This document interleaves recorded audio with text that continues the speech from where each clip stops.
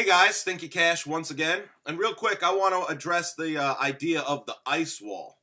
And when we say the ice wall, what we mean by that. A lot of the people who are skeptical are saying, if there's this great ice wall, how come there's no pictures of it? Well, there are hundreds, if not thousands, of pictures of the ice wall. So I think there are some misconceptions about what we mean when we say the ice wall. All we mean, when I say we, I mean myself and other flat earthers when we use the term ice wall, which is the wrong term to use.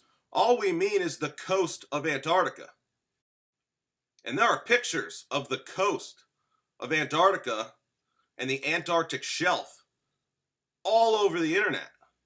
This is the ice wall that we're referring to.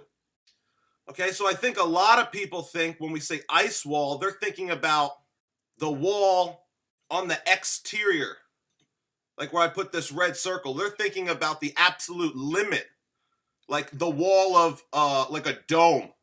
Like if we were under the dome, they think when we say ice wall, that the ice wall is the dome or the wall that Truman reaches. They think we're talking about like an igloo wall. That's not what we mean. We're not talking about the exterior part of Antarctica. We're talking about the coast. Just the ice that surrounds the water, the container of the earth. The ice wall, it varies in height. It gets as high as about 2 miles at some places. I think it averages maybe a half-mile high. This is the container that holds the world's oceans in. Water always levels out and always takes the shape of its container.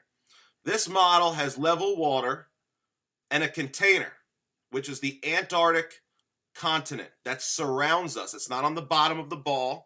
It's actually the ice that surrounds us and holds the oceans in. That's scientific. Level water container.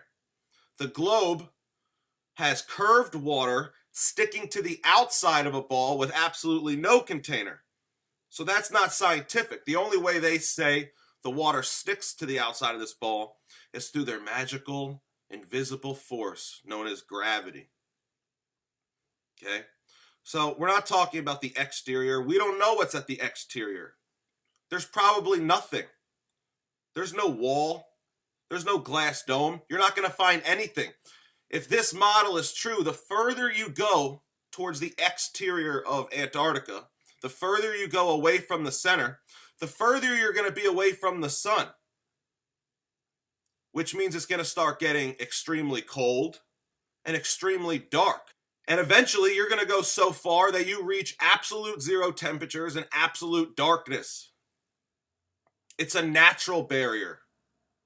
Okay? God is a lot smarter than we are. He doesn't need to build a physical wall.